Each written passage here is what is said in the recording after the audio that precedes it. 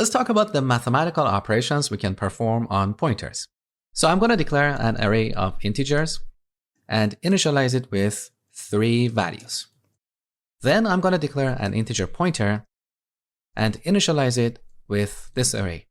So now this pointer is pointing to the first element in this array. Now imagine the address that this pointer holds is 100. So instead of working with a long hexadecimal number, we're going to work with a simple decimal number. Now, if we increment this pointer by 1, its value is not going to become 101, it's going to become 104. Here's the reason. Let me change this back to 100. So here we have an array of integers, and you know that on most machines, an integer takes 4 bytes of memory. So the first 4 bytes here are allocated to the first element. That is the addresses 100 to 103.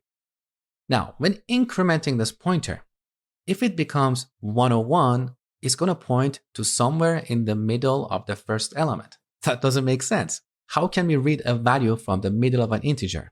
So that is why when we increment this by 1, it becomes 104, so it will point to the beginning of the second element in this array. So in a more general term, when we increment a pointer, it's going to be increased by the size of our data type. In this case is an integer, and an integer is 4 bytes. That's why when incrementing the pointer by 1, it's actually incremented by 4.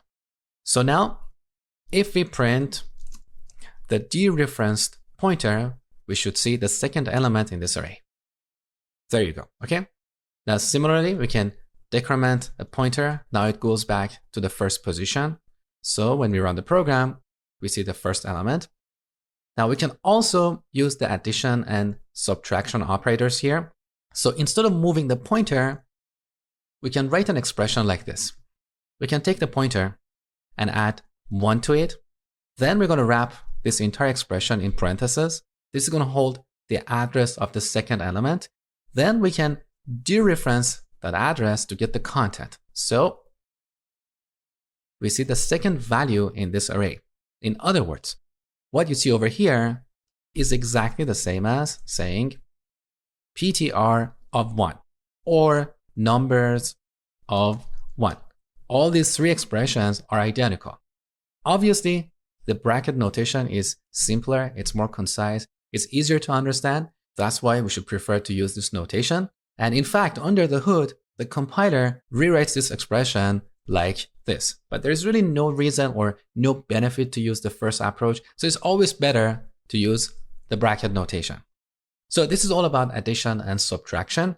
That's the only operations we can perform on pointers. We cannot multiply or divide them by some values. So if you multiply this by some value like 2, we get a compilation error.